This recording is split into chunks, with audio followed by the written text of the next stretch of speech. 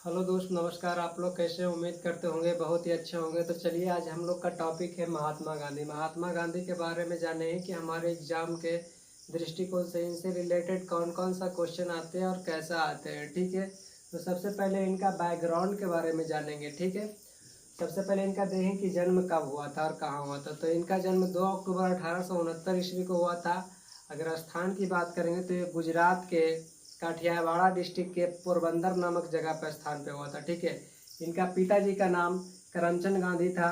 इनका माताजी का नाम पुतलीबाई था। ठीक है, अगर इनका पिताजी का बात करेंगे तो इनका पिताजी किस पेशे से थे, तो इनका पिताजी अपने पेशे से दीवान थे। ठीक है, उसके बाद बात करें कि इनका इनका माता जी हो जाएंगे पुतलीबाई। ठीक है, अगर इनका पत्नी की बात करेंगे तो इनका पत्नी हो जाएंगे कस्तूरबा गांधी। कस्तूरबा गांधी और महात्मा गांधी के बीच शादी हुआ था, जो 1883 में शादी हुआ था। यहाँ पर सोचने वाली बात है कि महात्मा गांधी और कस्तूरबा गांधी जी का जिस समय शादी हुआ था तो उस समय दोनों का एज मात्र 13 वर्ष की अवस्था में हुआ था। ठीक है, उसके बाद देखेंगे इनका पुत्र कितने थे। तो इनका जनरली इनका सगा पुत्र 4 था, लेकिन यहाँ पे कहीं कहीं आता है क्वेश्चन कि इनका 5वां पुत्र का नाम क्या था। तो सबसे पहले इनका चारों पुत्र का नाम जाने कि इनका चारों पुत्र था हरिलाल, मणिलाल, रामदास और देवदास। ठीक है, यहाँ पर इनका चारों पुत्र नाम हो गया। जो कि सगा पुत्र था हरिलाल, मणिलाल, रामदास और देवदास। लेकिन यहाँ से 5वां पुत्र का नाम पूछता है। ठीक है, कि इनका 5वां पुत्र कौन था। इनका 5वां पुत्र के रूप में जमुना लाल बजाज को माना जाता है, जिनको दत्तक पुत्र भी कहा जाता है। दत्तक पुत्र कहने का मतलब है कि जो गोद लिए हुए पुत्र रहते हैं उनको दत्तक पुत्र के नाम से जाना जाता है। ठीक है, अब इनका देखेंगे कि इनका गुरु कौन था। तो इनका राजनीतिक गुरु गोपाल कृष्ण गोखले थे। ठीक है, अगर महात्मा गांधी क्या पूछेगा कि प्रिय शिष्य यानी कि प्रिय शिष्य या प्रमुख शिष्य कौन था, तो इनका प्रमुख शिष्य है मीराबेन। ठीक है, मीराबेन का अगर पूछेगा कि वास्तविक नाम क्या था, तो मीराबेन का वास्तविक नाम मैडलिन स्लेड था। ठीक है, अभी देखेंगे कि महात्मा गांधी जी लंदन कब गए। ठीक है, लंदन अपना कानून के पढ़ाई करने के लिए, बैरिस्टर की पढ़ाई करने के लिए, जो कि वर्तमान में भी एलएलबी या लॉ कहते हैं जिसको। ठीक है, वो पढ़ाई करने के लिए लंदन 1888 ईस्वी में गए थे। ठीक है, लेकिन जब उनका पढ़ाई पूरा हो गया तो उनका वापस आए थे 1891 ईस्वी में। ठीक है, उसके बाद में दक्षिण अफ्रीका जाते हैं। ठीक है, दक्षिण अफ्रीका किस मामले में जाते हैं, तो एक दादा अब्दुल्ला नामक व्यापारी रहते थे जिनका अलग अलग देशों में व्यापार का मतलब कि बहुत बड़ा ये था।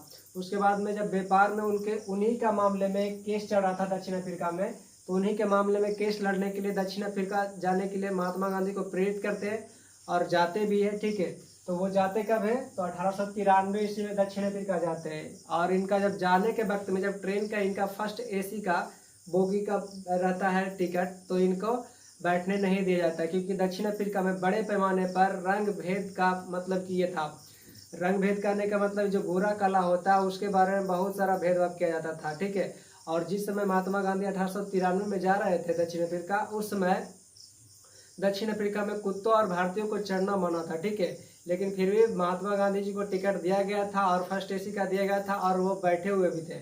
लेकिन एक जगह आता है पीटर मार्टिनबर्ग स्टेशन, वहां पर इनको धक्का देकर के उतार दिया जाता है। ठीक है, जब उतार दिया जाता है इनको, तो महात्मा गांधी दक्षिण अफ्रीका जाते हैं और इस रंग भेद के कारण एक और जो रेलवे स्टेशन पर उतारा गया था वो रेलवे सरकार पर जाकर वहाँ पे केस करते हैं।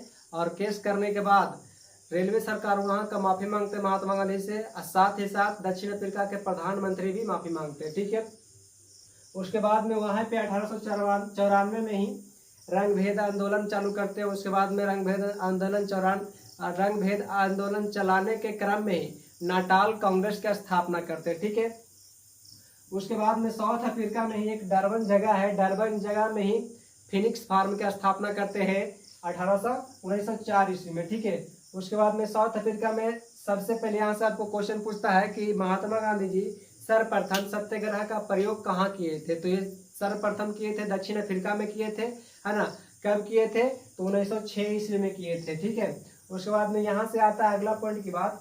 तो लियो टॉल्स्टॉय फार्म की स्थापना कब किए थे, तो लियो टॉल्स्टॉय फार्म की स्थापना 1910 ईस्वी में करते हैं।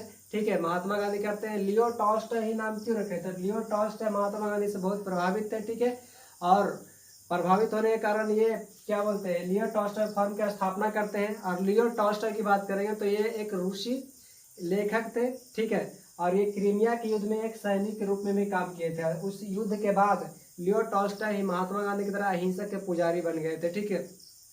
इसीलिए Mahatma Gandhi Leo Tolstoy firm की स्थापना की थी 1910 ईस्वी में।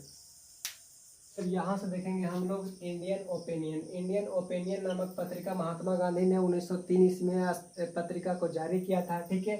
उसके अगला पॉइंट है हिंद स्वराज। हिंद स्वराज शब्द ने महात्मा गांधी ने कब दिया था, तो 1909 ईस्वी में दिया था। तो कब दिए थे, तो लंदन प्रवास के समय में जो जहाज से गए थे, उस जहाज पे महात्मा गांधी ने हिंद स्वराज नामक ये शब्द को लिखे थे, ठीक है। उसके बाद में एक एक्ट आया था इंडियन रियल लाइफ एक्ट, जो 1914 ईस्वी में आया था, ठीक है। उसके बाद में महात्मा गांधी दक्षिण अफ्रीका से 46 वर्ष की अवस्था में 9 जनवरी 1915 को भारत वापस लौटते हैं। और जिस बंदरगाह पे लौटते हैं उस बंदरगाह का नाम था अपोलो बंदरगाह, जो कि महाराष्ट्र में पड़ता है, मुंबई में पड़ता है, ठीक है। और जिस दिन आए थे, जैसे कि महात्मा गांधी 9 जनवरी के आए थे, तो उसी दिन उसी के उपलक्ष्य में भारत में प्रवासी भारतीय दिवस के रूप में मनाया जाता है, ठीक है, 9 जनवरी को। अगला है साबरमती आश्रम। साबरमती आश्रम की स्थापना महात्मा गांधी 1916 ईस्वी में किए थे, ठीक है। और यहाँ से क्वेश्चन आप पूछता है कि महात्मा गांधी सर्वप्रथम 1916 में ही कांग्रेस, भारतीय राष्ट्रीय कांग्रेस के सम्मेलन में भाग लिए थे, ठीक है। लेकिन छोटा मोटा एग्जाम में ये 1916 से ही करता, लेकिन बड़े बड़े एग्जाम में 1901 ईस्वी में देता है, ठीक है। महात्मा गांधी सर्वप्रथम किस भारतीय राष्ट्रीय कांग्रेस में भाग लिए थे, तो 1901 में भी कहीं कहीं देता है, ठीक है। तो अपना हिसाब से आप देख लीजिएगा, ठीक है। अगला है अखिल भारतीय खादी बोर्ड की स्थापना कब किए थे, तो अखिल भारतीय खादी बोर्ड की स्थापना 1923 ईस्वी में किए थे, ठीक है। अगला है सत्य के साथ मेरा प्रयोग, जो एक आत्मकथा पुस्तक है, इसका प्रकाशन कब हुआ था, तो इसका प्रकाशन 1925 ईस्वी में किया गया था, ठीक है। अगला है अखिल भारतीय चरखा संघ। अखिल भारतीय चरखा संघ की स्थापना कब किया गया था, तो ये भी 1925 ईस्वी में किया गया था। अगला है प्रमुख पुस्तक यंग इंडिया। यंग इंडिया एक पुस्तक है जो महात्मा गांधी का प्रमुख पुस्तक, जो कि उसका प्रकाशन कब किया गया था, तो इसका प्रकाशन किया गया था 1919 ईस्वी में, ठीक है। अगला है हरिजन नामक पत्रिका। हरिजन नामक पत्रिका 1932 ईस्वी में महात्मा गांधी के द्वारा ये प्रकाशित किया गया था। और आपको बता दें कि हरिजन शब्द भारत में सर्वप्रथम महात्मा गांधी ने गढ़ा था, ठीक है। और हरिजन का शब्द होता, शाब्दिक अर्थ होता है हरि का भक्त, ठीक है।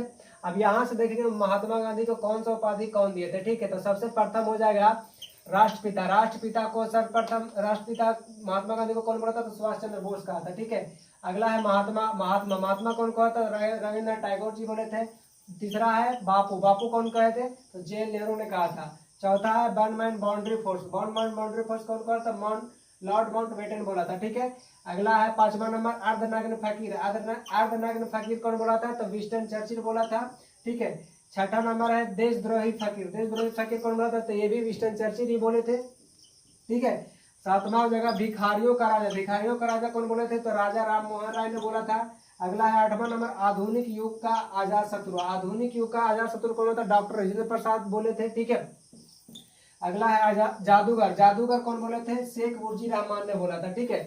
अब इससे रिलेटेड कौन सा ये उपाधि महात्मा गांधी को किस आंदोलन के तहत और दिया गया था, कौन सा सत्याग्रह के टाइम में दिया गया था, उससे रिलेटेड हम नेक्स्ट वीडियो में बनाएंगे, ठीक है। नेक्स्ट वीडियो में बताएंगे।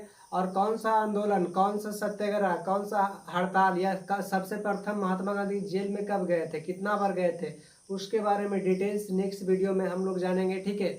और बेहतरीन ढंग से एकदम एक एक वर्ड को, जो कि एग्जाम की दृष्टि से बहुत ही महत्वपूर्ण रहेगा, नेक्स्ट वीडियो में मिलेंगे। Thank you.